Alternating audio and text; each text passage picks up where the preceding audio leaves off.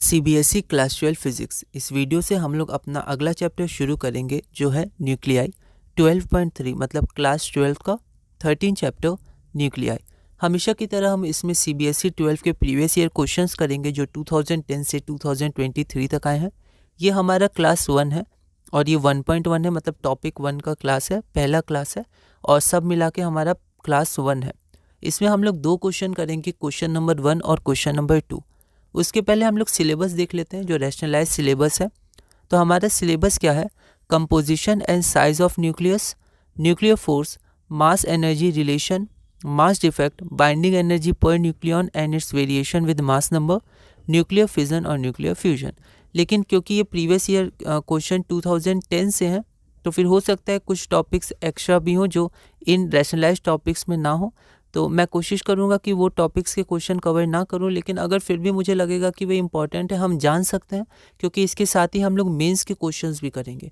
तो न्यूक्लियाई ये 12 बोर्ड के प्रीवियस ईयर क्वेश्चंस है और प्लेलिस्ट में मैं अपलोड कर दूंगा जेई मेंस के न्यूक्लियाई भी, और जेई मेंस के न्यूक्लियाई में सारे टॉपिक्स हैं तो उसके लिए भी आप पढ़ सकते हैं। तो अगर बोर्ड में वैसे कुछ क्वेश्चंस होंगे तो मैं वो टॉपिक भी इंक्लूड कर दूंगा जो इसमें ना हो, पर फिर भी आप ये सिलेबस ध्यान रखिएगा कि बोर्ड के लिए स्पेसिफिकली आपको किस तरह के क्वेश्चंस देखने हैं इन टॉपिक से रिलेटेड।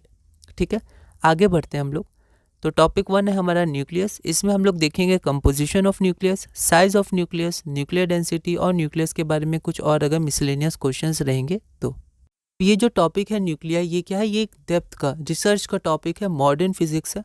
हम लोग को बहुत ही फंडामेंटल, बहुत ही बेसिक बातें पढ़नी है। ठीक है, तो एटम्स, न्यूक्लियाई, ये सब मॉडर्न फिजिक्स हैं, डेप्थ के और हायर लेवल के टॉपिक्स हैं। अगर आप फिजिक्स को कंटिन्यू करते हैं आगे तो फिर आपको ये डेप्थ में पढ़ना है मॉडर्न फिजिक्स में। लेकिन अभी के लिए हम लोग बहुत ही बेसिक और ब्रीफ में जाएंगे।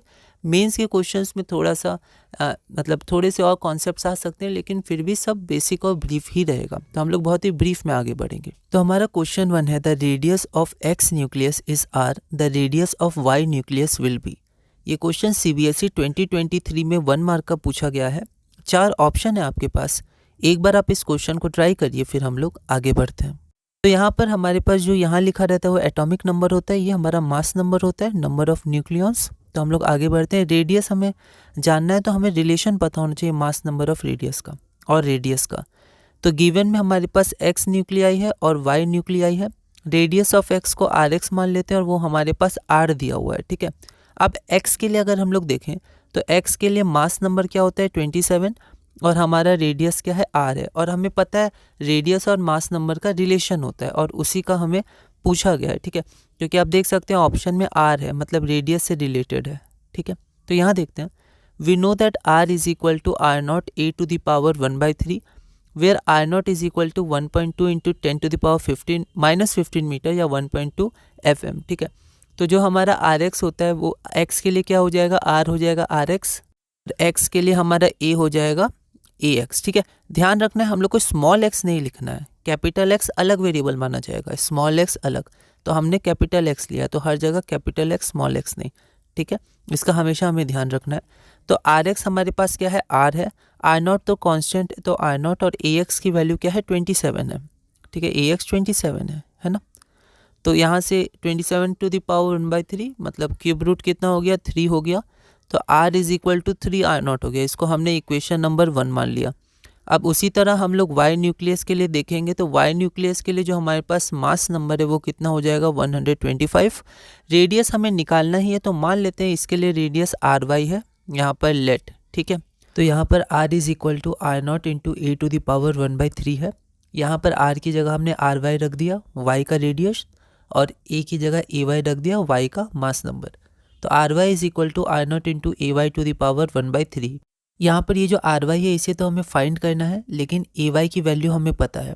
ए वाई कितना है? 125।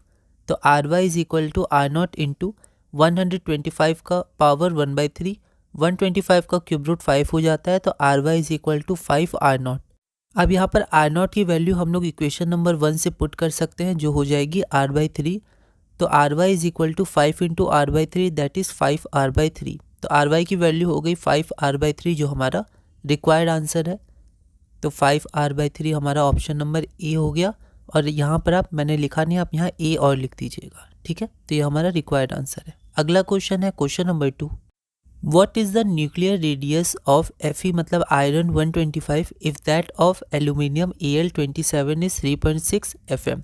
तो हमारे पास एल्यूमिनियम न्यूक्लियस का रेडियस दिया हुआ है 3.6 Fm न्यूक्लियर रेडियस, और हमें आयरन का पता करना है। ये question CBSE sample question paper 2023 में 1 मार्क का पूछा गया था। एक बार आप इस क्वेश्चन को ट्राई करिए, फिर हम लोग आगे बढ़ते हैं। यहाँ पर वैसे आयरन दिया हुआ है, पर ये होना चाहिए आयोडीन, क्योंकि आयोडीन का मास नंबर 125 होता है, उसका आइसोटोप होता है 125 और स्टेबल 127 होता है। आयोडीन के बहुत सारे आइसोटोप्स होते हैं, इसका एटॉमिक नंबर 53 होता है। तो यहाँ वैसे आयोडीन होना चाहिए, पर यहाँ आयरन दिया हुआ है, तो हम लोग इसी से कंटिन्यू करते हैं। गिवन क्या है, Fe 125 Al 27 और रेडियस ऑफ Al 3.6 Fm। तो इसका हमारा सिमिलर क्वेश्चन है क्वेश्चन नंबर 1 जैसा। हम लोग फिर से जानते हैं कि R is equal to I0 A to the power 1/3। अगर हम लोग एल्यूमिनियम न्यूक्लियस के लिए देखें तो रेडियस दिया हुआ है 3.6 Fm और मास नंबर हमारा 27 है। तो अगर एल्यूमिनियम के लिए हम लोग ये रिलेशन लिखें तो R की जगह RAl हो जाएगा और A की जगह AAl टू द पावर 1/3। यहाँ पर RAl की वैल्यू दी हुई, आप चाहे तो यहाँ पुट कर सकते हैं, पर मैंने इसको ऐसे ही रखा है, यहाँ पुट कर दीजिएगा, ठीक है। 3I0 है ना। 3 क्यों आया, क्योंकि 27 मास नंबर है, 27 का क्यूब रूट 3 हो जाएगा। इसको इक्वेशन नंबर 1 कर लिया।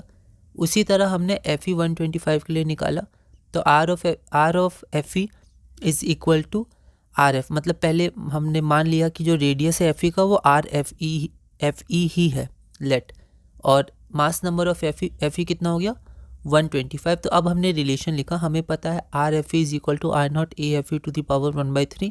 अब RFE तो हमें निकालना ही है, और ये I0 हो गया, और यहाँ पर 125 का पावर 1/3, तो 125 का क्यूब रूट हो गया 5। तो RFE is equal to I0 into 5। अब हम डिवाइड कर देंगे, ठीक है।